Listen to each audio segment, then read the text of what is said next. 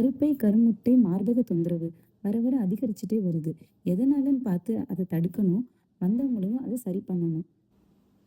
நான் doctor Sujitha, homeopathy psychiatrist. அறிவை பகிர்வோம், சேர்ந்தே வளருவோம். நம்மளோட மென்ஸ்ட்ரல் சைக்கிள் பற்றி நம்ம கண்டிப்பாக தெரிஞ்சுக்கணும். நம்ம பிரெயினில் ஹைப்போதலாமஸ் கொனடோட்ரோபின் ரிலீசிங் ஹார்மோன் அப்படின்னு ஒரு ஹார்மோன் சுரக்கும். அது போய் பிட்யூட்டரி கிளாண்ட், அதுவும் பிரெயினில் தான் இருக்குது. அதில் ஆக்ட் பண்ணி அதுதான் வந்து எஃப்எஸ்ஹெச் அண்ட் எல்ஹெச் ரெண்டுமே ரிலீஸ் பண்ணும். எஃப்எஸ்ஹெச் வந்து ஃபாலிகுலர் ஸ்டிமுலேட்டிங் ஹார்மோன். இது என்ன பண்ணோன்னா அதுதான் வந்து நம்ம யூட்ரஸில் ஓவேரி இருக்குல்ல, அந்த ஓவேரியில் ஆக்ட் பண்ணி அதில் வந்து கருமுட்டையை வந்து உற்பத்தி ஆக்கிறதுக்கு ஹெல்ப் பண்ணும். இது மென்சஸ் முடிஞ்சு 5வது நாள்லேருந்து 14வது நாளுக்குள்ளே நடக்கும். அந்த டைமில் என்ன ஆகும்னா உடம்புல ஈஸ்ட்ரோஜனும் ஜாஸ்தியாக இருக்கும். ஈஸ்ட்ரோஜனோட வேலை என்னென்னா கருப்பையை வந்து திக்காகிறதுக்கு, வளர்ச்சி அடைகிறதுக்கு தான் ஈஸ்ட்ரோஜன். அந்த 12லேருந்து 14th டேயில் என்ன ஆகும்னா டக்குன்னு ஈஸ்ட்ரோஜன் ட்ராப் ஆகும். எல்ஹெச் ஹார்மோன் பிட்யூட்டரி கிளாண்டில் செக்ரேட் பண்ணுவோம்ல, அது வந்து சடனாக ரைஸ் ஆகும். அப்போ தான் என்ன ஆகும்னா வந்து நமக்கு ஓவுலேஷன், கருமுட்டை வெடித்து வெளியே வரும். அதுக்கு அடுத்த ஃபேஸ் என்ன ஆகும்னா ப்ரொஜெஸ்ட்ரான் வந்து இன்க்ரீஸ் ஆகும். அடுத்து 14 நாளுக்கு அப்புறம் வந்து என்ன ஆகும்னா ப்ரொஜெஸ்ட்ராங்கிற ஹார்மோன் நிறைய இன்க்ரீஸ் ஆகும்போது அதுதான் யூட்ரஸில் வந்து கிளாண்டுலார் டிஷ்யூவை இம்ப்ரூவ் பண்ணும். அதாவது அதோட பிளட் வெசல்ஸு இதெல்லாம் வந்து நல்லா இம்ப்ரூவ் பண்ணும். இந்த சேஞ்சஸ் வந்து யூட்ரஸில் மட்டும் இருக்காது, பிரெஸ்ட்லேயுமே இருக்கும். அதனால் பார்த்திங்கன்னா இந்த 14 நாளுக்கு அப்புறம் பார்த்திங்கன்னா பிரெஸ்ட் வந்து ஸ்வெல்லிங் ஆகிறது, ஹெவியாக இருக்கிறது, சிலருக்கு மென்சஸ்க்கு முன்னாடி பெயின்ஃபுல்லாக இருக்கிறதுக்கு காரணம் இதுதான். அப்புறம் அந்த 28 நாள் கிடைக்க முடியும் போது ப்ரொஜெஸ்ட்ரான், ஈஸ்ட்ரோஜன் ரெண்டுமே கம்மியாகும். ப்ரோஸ்டாகிளாண்டின்ங்கிற ஹார்மோன் செக்ரேட் ஆகும். அது எங்கே இருந்ததுன்னா அந்த யூட்ரஸில் இருக்க லைனிங் செல்ஸ் வந்து ப்ரொடியூஸ் பண்ணும். இது என்ன பண்ணுன்னா சடனாக இருக்க பிளட் சப்ளையை ஸ்டாப் பண்ணும். ஸோ அது எல்லாமே அந்த யூட்ரஸில் இருக்க லைனிங் எல்லாமே ரத்தம் ஓட்டம் இல்லாமல் அது சுருங்கி அதுதான் மென்சஸாக வெளியே வந்து ஷெட் ஆகும். பீரியட்ஸ் அப்போ அதிகமான பெயின், பீரியட்ஸ்க்கு முன்னாடி பெயின், வயிறு வலி, வாந்தி, ஒமட்டல், இதுக்கெல்லாம் காரணம் வந்து இந்த ப்ராஸ்டாகிளாண்டின்ஸ். அதே மாதிரி என்டார்ஃபின்ஸும் வந்து என்ன பண்ணுவோம்னா நம்ம பாடியை ரிலாக்ஸ் பண்ண வைக்கும். அது வந்து ஒரு நேச்சுரல் பெயின் கில்லராக ஆக்ட் பண்ணும். இது எப்போல்லாம் பாடியில் ரிலீஸ் ஆகும்னா நம்ம சந்தோஷமாக இருக்கும்போது, நல்லா தூங்கும்போது, தண்ணி நிறையா குடித்து ஆக்டிவாக நம்மளை வச்சுட்டு பாட்டெல்லாம் கேட்டுட்டு நல்ல நியூட்ரிஷியஸான டயட் எடுக்கும்போது என்டார்ஃபின்ஸ் நமக்கு ப்ரொடியூஸ் ஆகும்.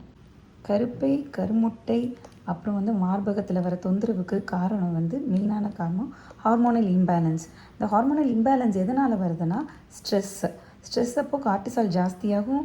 இதனால் வந்து பிரெயினில் சுரக்கிற ஹார்மோன்ஸ் எல்லாம் கம்மியாகும். இதனால் பார்த்திங்கன்னா நமக்கு இர்ரெகுலர் ஓவுலேஷன் கம்மியாகிறது, பிசிஓடி வருது, இன்ஃபர்டிலிட்டி, எல்லாத்துக்கும் மெயினான காரணம் வந்து ஸ்ட்ரெஸ். அடுத்தது டயட். நம்ம சாப்பாட்டில் வந்து அதிகமான சர்க்கரை இல்லாட்டி வந்து ஜங்க் ஃபுட்ஸ் நிறைய சாப்பிட்டோன்னா அது வந்து என்ன ஆகும்னா நமக்கு இன்சுலின் ரெசிஸ்டண்ட் ஆகும் உடம்பு. அப்போ என்ன ஆகும், ஆண்ட்ரோஜன் ஜாஸ்தியாக செக்ரேட் ஆகும். அப்போ கரெக்டாக நமக்கு கருமுட்டை வந்து உடஞ்சி கரெக்டாக டெவலப் ஆகி வராது.